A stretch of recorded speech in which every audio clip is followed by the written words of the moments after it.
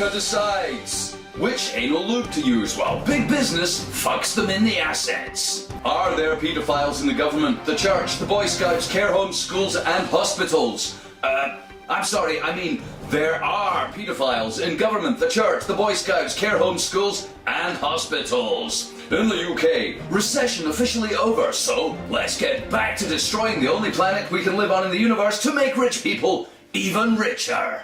Hello, I'm stuck of a few unnamed wealthy people who own all the habitable land on Earth and its important resources. Welcome to the fucking news. I'm tired of pointing out the very real and obvious slavery imposed upon us by the lying, murdering scum who own us like whores in a crack house and treat Earth like a shit house. Welcome to the fucking news. In America, the third and final round of candidate debates are over, and polls show the candidates are still neck and neck.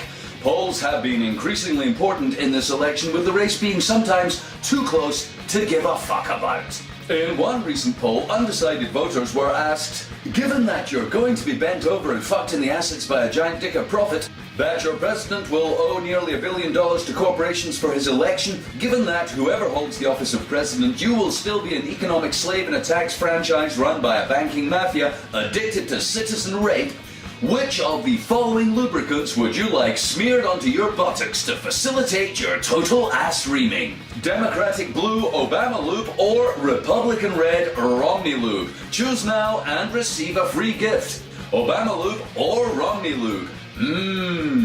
With about 2 weeks to go to the actual election day, it's now a race to the finish. Here's our political analyst with a review of the debate. The American people can't say they don't have a clear choice, or that the two candidates, Mitt Romney and Barack Obama, do not offer radically different visions for the future of their country.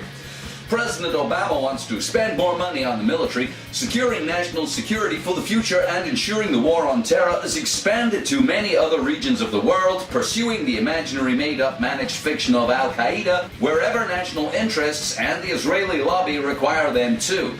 Mitt Romney wants the military to have more money to spend on national security, securing the future and ensuring an expansion of the war on terror to many other regions.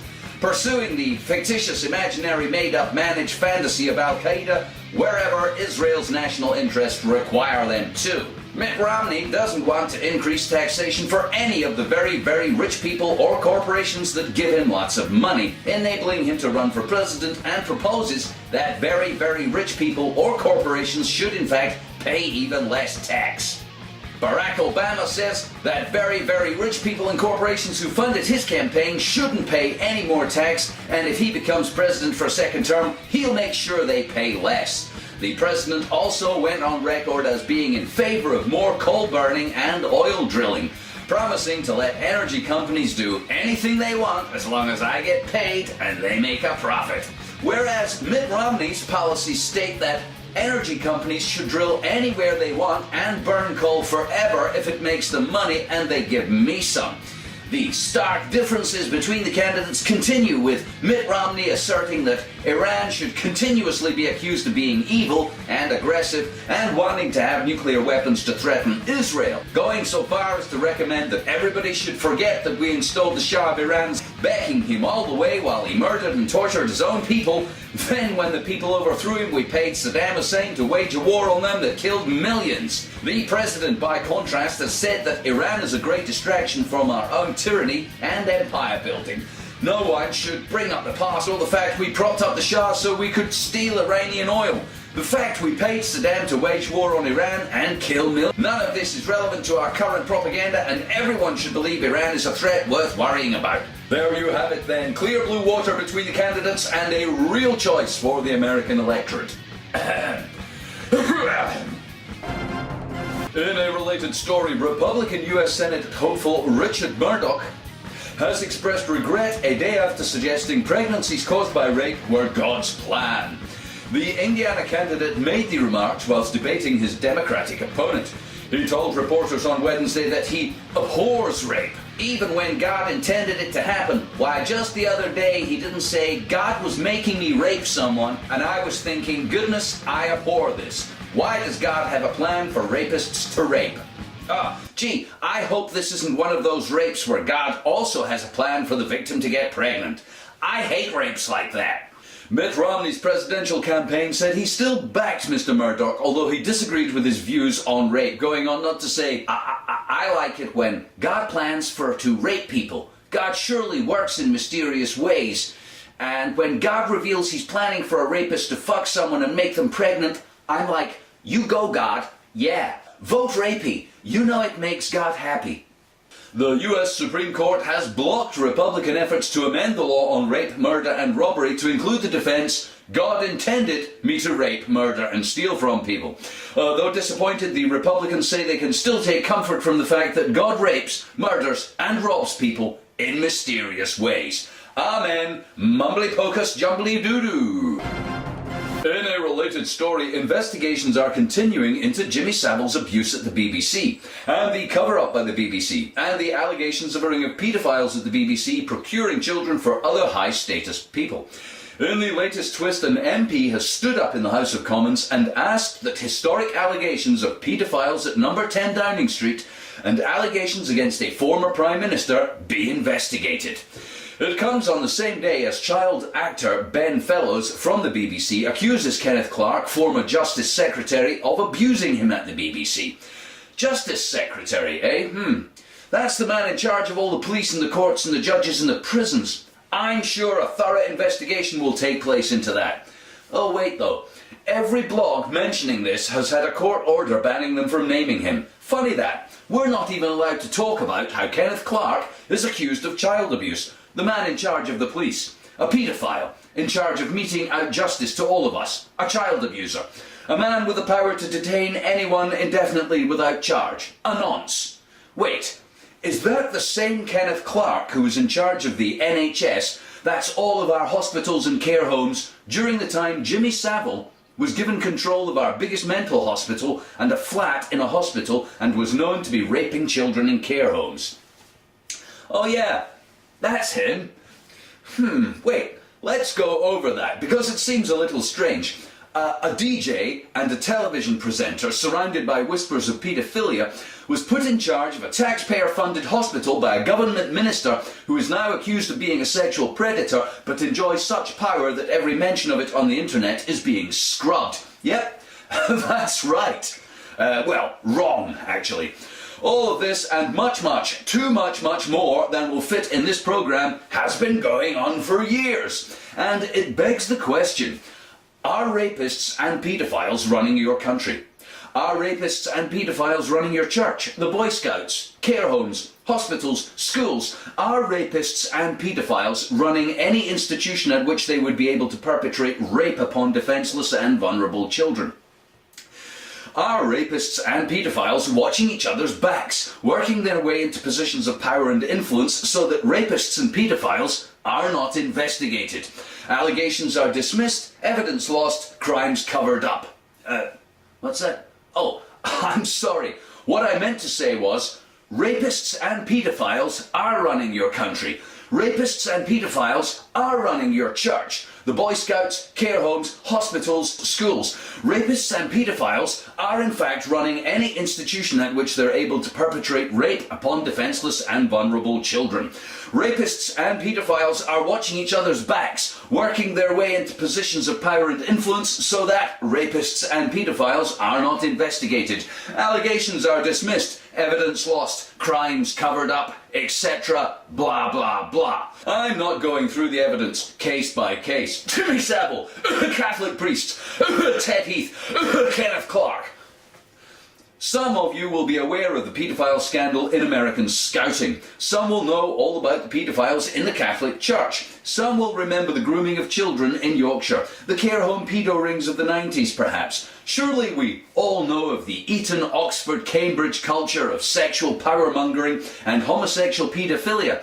How many top judges with a rent boy in the back of a limo does it take? How many allegations of cover-ups does it need before we just assume?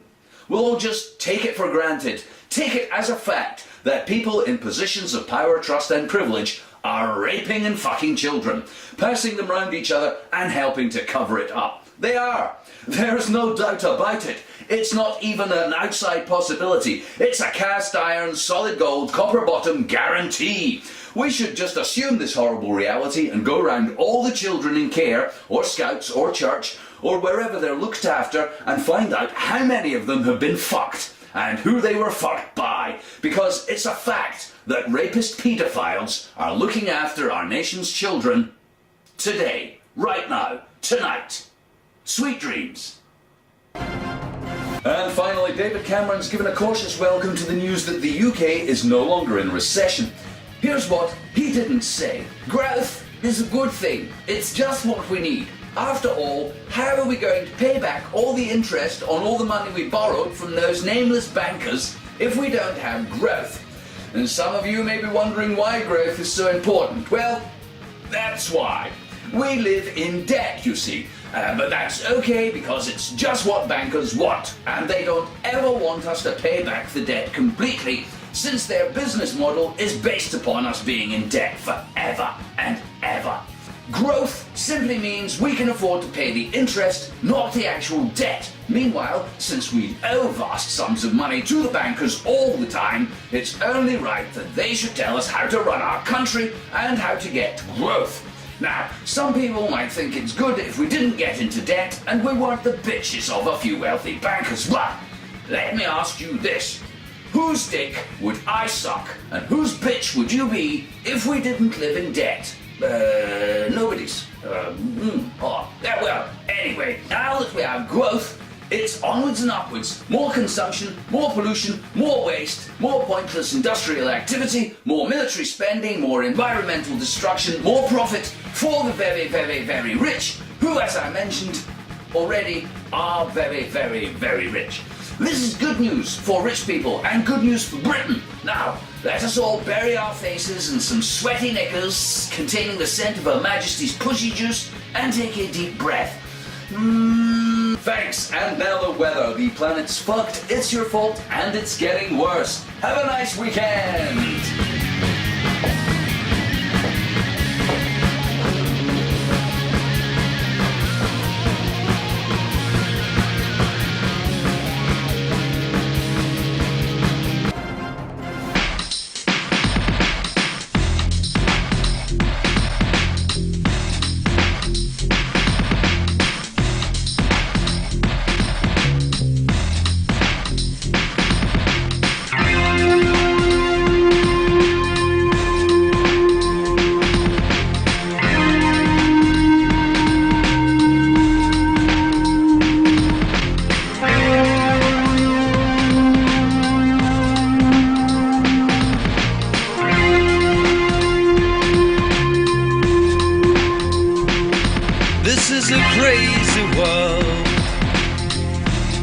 Crazy stuff happen all the time. Some say it's just the way it is, and you can't change it even if you try. But how weird it may be, it ain't weird enough for me. Get up and have a coffee and a smoke. The world's still turning, I have another toke. I live my life with a hip hip hooray. Subject to status, it'll all be okay. Sometimes I think I can't help it to be changed. I know the fact, but I can't see the change. Freedom, freedom, if that's what we're needing. Tricky thought wave with a taste of some reason. Flux in animal life form glow. For millions of years we've been going with the flow.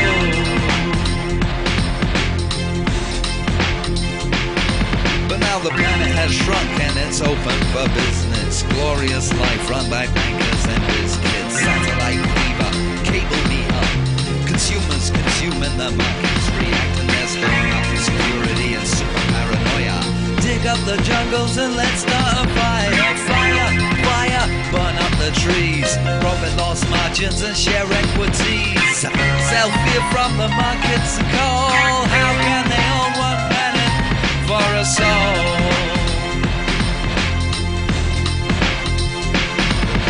is a crazy world. Crazy stuff happen all the time. Some say it's just the way it is, and you can't change it even if you try. But how weird it may be, it ain't weird enough for me.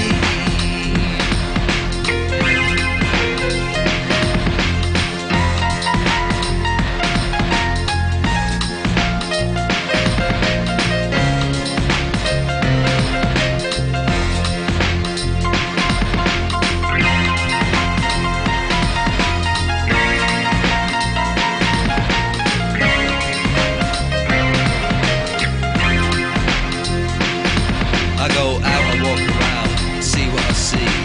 We can have misery, but not ecstasy. We could be slaves to a currency of gold. Democracy means to just do as you're told.